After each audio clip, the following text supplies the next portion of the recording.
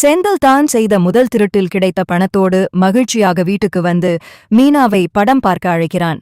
காலையில் தன்னை நடுத்தெருவில் வைத்து திட்டியது குறித்து செந்தில் கேட்க, தான் பஸ் ஸ்டாண்டில் மயிலக்காவை பார்த்ததால் ஏற்பட்ட மன உளைச்சலில் அப்படிச் செய்ததாக மீனா கூறுகிறாள். மேலும் சரவணன் மாமா வேறொரு பெண்ணுடன் நெருக்கமாக இருப்பதை மயிலக்கா பார்த்ததாகச் சொல்லி மீனா வருத்தப்படுகிறாள். செந்திலோ, அவர்களுக்கு விவாகரத்து ஆகப் போகிறது, அவர் தன் வாழ்க்கையை பார்ப்பதில் என்ன தவறு, மயிலக்கா செய்த துரோகத்தை மறந்துவிடாதே என்று கூறி மீனாவை சமாதானப்படுத்தி சினிமாவுக்கு அழைத்துச் செல்கிறான். மறுபுறம் மிகுந்த மன உளைச்சலில் இருக்கும் மயில் மன நிம்மதிக்காக கோவிலுக்குச் செல்கிறாள். அங்கு சரவணனும் அஞ்சலியும் ஜோடியாக வருவதைக் கண்டு அதிர்ச்சியடைகிறாள். ஆத்திரமடைந்த மயில் அவர்கள் இருவரையும் வழிமறித்து சத்தம் போடுகிறாள். அஞ்சலியை தரக்குறைவாக பேச சரவணன் கோபப்படுகிறான். தான் கர்ப்பமாக இருப்பதாகவும் அதையும் மீறி சரவணன் வேறொரு பெண்ணுடன் சுற்றுவதாகவும் மயில் கத்துகிறாள். மயில் பொய் சொல்வதாக நினைக்கும் சரவணன் அவளை கடுமையாகச் சாடுகிறான். இதனால் மனமுடைந்த அஞ்சலி அங்கிருந்து கிளம்பிச் செல்கிறாள். கோவிலில் நடக்கும் இந்த சண்டையை அறிந்து பாண்டியன் அங்கு விரைந்து வருகிறார். மயில்தான் கர்ப்பமாக இருக்கும் விஷயத்தைச் சொல்ல, அதை சரவணன் அசிங்கமாக பேசி அவமானப்படுத்தியதை அறிந்து பாண்டியன் அதிர்ச்சியடைகிறார். ஒரு பெண்ணிடம் இப்படித்தான் பேசுவதா என்று சரவணனை அறைந்த பாண்டியன், நீ சொல்வது உண்மையா என்று இப்போதே சோதிப்போம் என்று கூறி மயில் மற்றும் சரவணன் இருவரையும் மருத்துவமனைக்கு அழைத்துச் செல்கிறார். பாண்டியன், சரவணன் மற்றும் மயில் மூவரும் மருத்துவமனைக்கு வருகிறார்கள். மயில் மிகுந்த நம்பிக்கையுடன் இருக்கிறாள். ஆனால் சரவணன் இதுவும் அவளுடைய ஏதோ ஒரு நாடகம் என்றே நினைக்கிறான். மருத்துவர் பரிசோதனை செய்துவிட்டு வெளியே வருகிறார். பாண்டியன் பதற்றத்துடன், டாக்டர், அம்மா சொன்னது உண்மையா, அவங்க கர்ப்பமா இருக்காங்களா என்று கேட்கிறாரு. மருத்துவர் புன்னகையுடன், ஆமாங்க, அவங்க சொல்றது உண்மைதான். அவங்க இப்ப 2 மாசம் கர்ப்பமா இருக்காங்க. ஆனா அவங்க மனசு ரொம்ப சோர்ந்து போயிருக்கு. இந்த நேரத்துல அவங்கள நல்லா பார்த்துக்கோங்க என்று சொல்லிவிட்டு செல்கிறார். இந்த செய்தியை கேட்டதும் சரவணன் அப்படியே உறைந்து போய் நிற்கிறான். பாண்டியன் கோபத்தோடு சரவணனை பார்க்கிறார். இப்ப என்ன சொல்ல போற சரவணா? அந்த பொண்ணு உண்மையத்தான் சொல்லியிருக்கா. ஆனா நீ அவளை எவ்ளோ கேவலமா பேசின. ஒரு கணவனா அவளுக்கு துணையா இருக்க வேண்டிய நேரத்துல இன்னொரு பொண்ணு கூட சுத்திக்கிட்டு அவளை அசிங்கப்படுத்துறியே, இதுதான் நீ கத்துக்கிட்ட ஒழுக்கமா என்று ஆவேசமாக சத்தம் போடுகிறார். மயில் அழுது கொண்டே, இப்பவாது என்ன நம்புங்க மாமா, நான் பண்ணது தப்புதான். ஆனா இந்த விஷயத்துல நான் பொய் சொல்லல. என் வயித்துல வளர்றது உங்க வாரிசுதான் என்று சரவணனின் கையை பிடித்து கெஞ்சுகிறாள். சரவணனுக்குத்தான் செய்த தவறு புரிகிறது. அஞ்சலிக்கும் மயிலுக்கும் இடையில் அவனது மனசாட்சி போராடுகிறது. அப்போது பாண்டியன் ஒரு அதிரடி முடிவை எடுக்கிறார். சரவணா, இனிமே எந்த பேச்சும் கிடையாது. மயில் இப்ப நம்ம வீட்டு மருமகள் மட்டுமில்ல, இந்த வீட்டு வாரிசை சுமக்கிறவ. அவ இப்பவே நம்ம வீட்டுக்கு வர்றா. கோர்ட் கேஸ் எல்லாம் அப்புறம் பாத்துக்கலாம். இப்போதைக்கு அவளுக்கு தேவையானது நிம்மதியும் பாதுகாப்பும் தான் என்று கூறி மயிலை வீட்டுக்கு அழைத்துச் செல்ல முடிவெடுக்கிறார். வீட்டுக்குச் சென்றதும் கோமதி அம்மாளும் மீனாவும் இந்த செய்தியை கேட்டு அதிர்ச்சியும் மகிழ்ச்சியும் அடைகிறார்கள். ஆனால் அஞ்சலியின் நினைவு சரவணனை வாட்டுகிறது. மயில் மீண்டும் வீட்டுக்குள் வந்ததால் குடும்பத்தில் ஏற்படப் போகும் புதிய மோதல்கள் என்ன? அஞ்சலிக்கும் சரவணனுக்கும் இடையிலான நட்பு என்னவாகும்? மருத்துவமனையில் இருந்து மயிலை நேராக பாண்டியன் வீட்டுக்கு அழைத்து வருகிறார். வீட்டிலிருக்கும் கோமதி, மீனா மற்றும் செந்தில் மூவரும் அதிர்ச்சியில் உறைகிறார்கள்.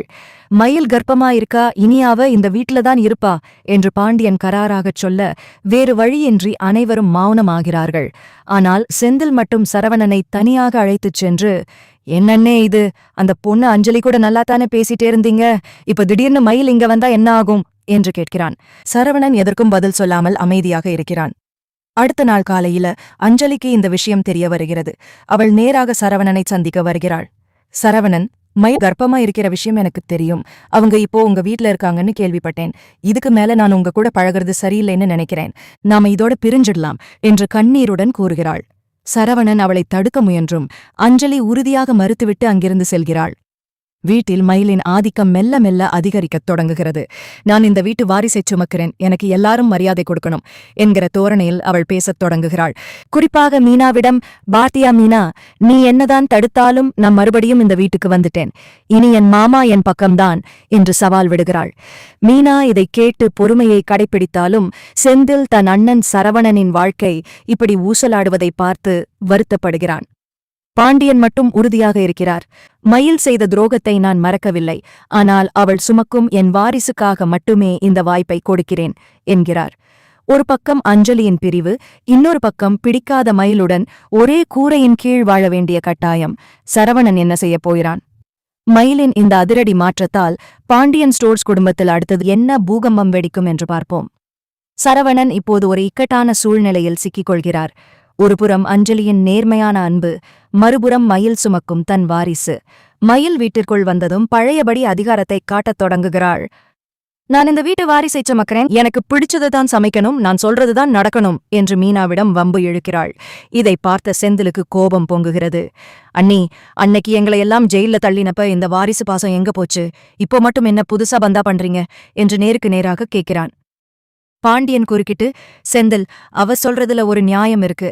அவ இப்போ ஒரு உயிர் உள்ள இருக்கிற பொண்ணு. அவளுக்கு என்ன தேவையோ அதை செஞ்சு கொடுங்க. ஆனா மயில், நீ இதை காரணமா வச்சு மத்தவங்களை அதிகாரம் பண்ணக்கூடாது என்று எச்சரிக்கிறார். மயில் இதை கேட்டு அமைதியானாலும் மனத்திற்குள் எப்படியாவது அஞ்சலியை சரவணன் மாமா கிட்ட இருந்து முழுசா பிரிக்கணும் என்று திட்டம் போடுகிறாள். மறுநாள் அஞ்சலி சரவணனை பார்க்க வராததைக் கண்டு மயில் சந்தோஷப்படுகிறாள். ஆனால் சரவணன் அஞ்சலி நினைவாகவே இருக்கிறார். அப்போது அஞ்சலியிடமிருந்து சரவணனுக்கு ஒரு ஃபோன் வருகிறது. சரவணன், நான் ஊரை விட்டு போகப் போறேன். எங்க அப்பாவுக்கு வேற இடத்துல வேலை கிடைச்சிருக்கு. நாம இனிமே சந்திக்க வாய்ப்பில்லை. நீங்க உங்க குழந்தைக்கும் மயிலுக்கும் நல்ல கணவனா அப்பாவா இருங்க என்று சொல்லிவிட்டு இணைப்பை துண்டிக்கிறாள். சரவணன் பதறிப்போய் அஞ்சலியை பார்க்க ஓடுகிறார்.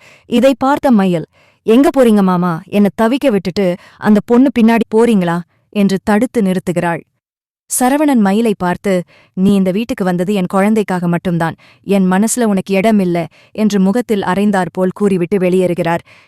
சரவணன் அஞ்சலியை தடுத்து நிறுத்துவாரா அல்லது மயிலின் பிடிக்குள் சிக்கி தவிப்பாரா? மீனா இந்த சிக்கலை எப்படி தீர்த்து வைப்பார் என்று பார்ப்போம். சரவணன் அஞ்சலியை பார்க்க வேகமாக பேருந்து நிலையத்திற்கு ஓடுகிறார். அங்கு அஞ்சலி தன் குடும்பத்துடன் ஊரை விட்டு கிளம்பத் தயாராக இருக்கிறாள். சரவணனைக் கண்டதும் அஞ்சலி கண் கலங்குகிறாள். ஏன் வந்தீங்க? இனிமே நம்ம பேசுறதுல அர்த்தம் இல்ல. மயில் கர்ப்பமா இருக்கிறப்ப நான் உங்க வாழ்க்கையில குறுக்கே வர்றது பாவம் என்று சொல்லி விடை பெறுகிறாள்.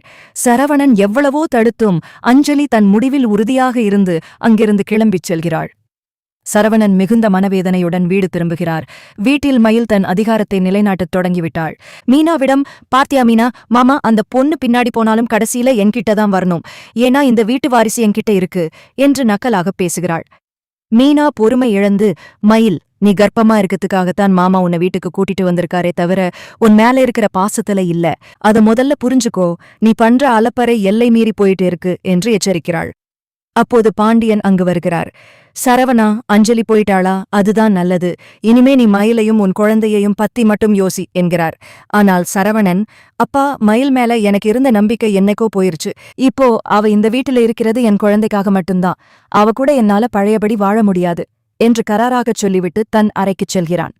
மயில் இதை கேட்டு அதிர்ச்சியடைகிறாள். எப்படியாவது சரவணனின் மனதை மாற்ற வேண்டும் என்று நினைக்கிறாள். மறுநாள் காலை மயில் வேண்டுமென்றே மயக்கம் வருவது போல் நடிக்கிறாள். இதைக் கண்டு பதறிய பாண்டியனும் கோமதியும் அவளை கவனித்துக் கொள்கிறார்கள். ஆனால் மீனாவுக்கு இது நடிப்பு என்று புரிகிறது. செந்தில் மீனாவை தனியாக அழைத்து, மீனா, மயில் இங்க வந்ததிலிருந்து அண்ணன் ரொம்ப அப்செட்டா இருக்காரு. அஞ்சலி போனது அவருக்கு பெரிய இழப்பு. நாம ஏதாவது செஞ்சு அண்ணனை சாதாரண நிலைக்கு கொண்டு வரணும் என்கிறான். மயிலின் அடுத்த திட்டம் என்னவாக இருக்கும்?